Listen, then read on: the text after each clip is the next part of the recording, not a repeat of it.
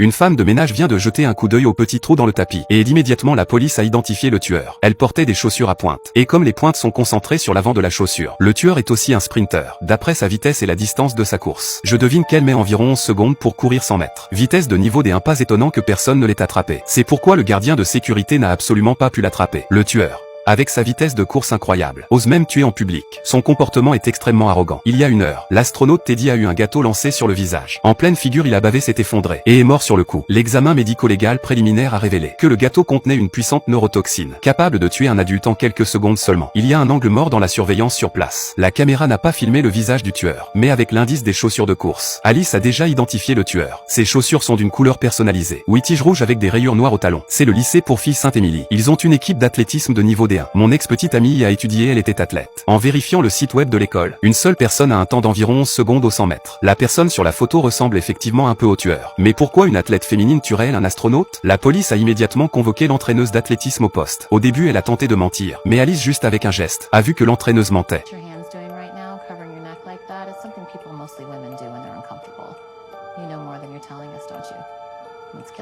Cette entraîneuse est une religieuse qui sert Dieu. Selon les préceptes religieux, elle ne peut pas mentir. Sous la persuasion d'Alice, elle a finalement révélé la cachette d'Annie. Mais alors que tout le monde partait à sa recherche, Alice a remarqué quelque chose d'étrange. Si quelqu'un prévoyait de tuer, il préparait sûrement les objets clés pour s'enfuir, pas comme Annie dont le sac était rempli de livres. Elle comptait manifestement aller en cours. En d'autres termes, Annie ne savait absolument pas qu'elle allait tuer. Donc elle n'avait aucun plan pour s'échapper. Annie était-elle contrôlée par quelqu'un d'autre? Ou y avait-il une autre vérité cachée?